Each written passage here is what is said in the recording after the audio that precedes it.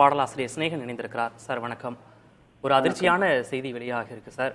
உங்களுக்கும் மனோஜுக்கும் உடனான நட்பு எப்படிப்பட்டது? நீங்கள் அவரோடு பேசக்கூடிய வாய்ப்பு உங்களுக்கு கிடைச்சதா?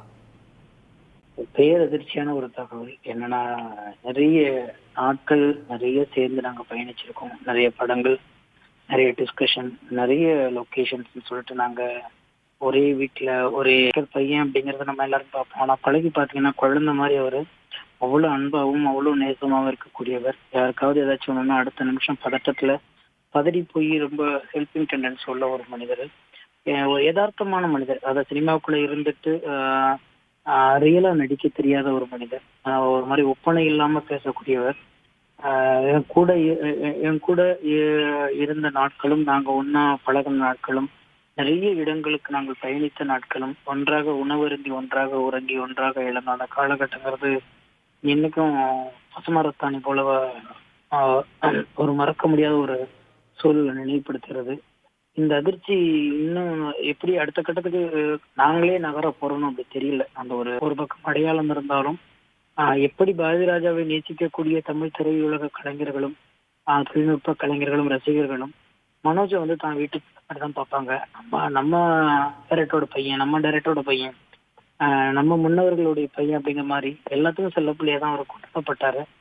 ஆனா இப்படி ஒரு சூழல் இப்படி விற்கும் போது இந்த துயரத்திலிருந்து திரையுலகம் எப்படி மீள போகுது, என்னை போல சக நண்பர்களும் சகோதரர்களும் எப்படி மீள போறாங்கன்னு தெரியல.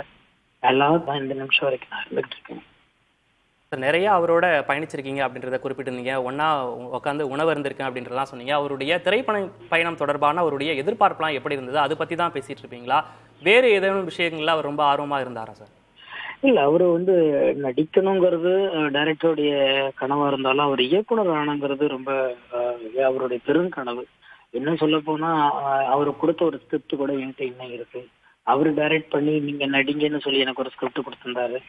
அந்த ஸ்கிரிப்ட் கூட இன்னும் என் கையில தான் இருக்கு. அவர் இயக்குனர் ஆகணுங்கிறது ஒரு பெரும் கனவா எனக்கு தெரிஞ்சிச்சு.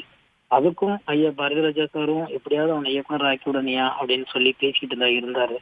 ஏதோ ஒரு கால சூழல் எல்லாமே தள்ளி தள்ளி தள்ளி போயிட்டு இருந்துச்சு. அதே மாதிரி நண்புக்கா சொந்தக்காரா இருந்துட்டாரு. நிச்சயமா ஒரு திட்டமிடுதலோட அவர் இருந்தாருன்னா அவருடைய கனவுகள் எல்லாமே நிறைவேறி இருக்கும். எந்த இடத்துல அவரு அதை வழி தவற விட்டாரு அப்படிங்கறது இன்ன வரைக்கும் எனக்கு தெரியல. நிறைய கதைகளை உட்காந்து நாங்க டிஸ்கஷன் பண்ணியிருக்கோம். ஏன் சிவப்பு ரோஜாக்கள் 2ஆம் பாகம் கூட அவரை வச்சுதான் நம்ம டைரக்ஷன் பண்ண வைக்கணும்னு சொல்லி நாங்க டைரக்டர், இன்னும் சக நண்பர்கள், இயக்குநர்கள் எல்லாமே உட்காந்து நாங்க பேசியிருக்கோம். மனோஜோட டைரக்ஷன்ல வரணும் அது அப்படிங்கிற மாதிரிலாம் பேசிட்டு இருக்கோம். அது இல்லாம தனி கதைகள் நிறைய அவர் சொல்லுவாரு. சின்ன சின்ன நாட்டு கிடைச்சாலும் எனி டைம் போன் அடிச்சு உடனே கூப்பிட்டு அங்க வாங்க ஒரு கதை இருக்குன்னு சொல்லிட்டு எனி டைம் நேர காலம்லாம் எங்களுக்குள்ள எதுவுமே கிடையாது. எப்பயெல்லாம் அவருக்கு எங்கள் மீது அல்லது என் போன்றவர்கள் மீது வைத்திருந்த மரியாதையும் அன்பும் அவர் எந்த இடத்துலயுமே அதை ஒதுக்கி வச்சுட்டு பார்த்ததே இல்லை. எல்லாத்தையும் ஒரே மாதிரி தான் பார்த்தாரு. அவருடைய பெருங்கனவு என்னை பொறுத்த வரைக்கும் நடிக்கிறது அவருக்கு திறமை இருந்தாலும் அவர் பாட்டு கூட பாடியிருக்காரு. ரஹ்மான் சார்ட்ட பாடியிருக்காரு. நல்ல மிகச்சிறந்த பாடகர். அவருடைய குரல் அவ்வளவு அழகான ஒரு குரல்.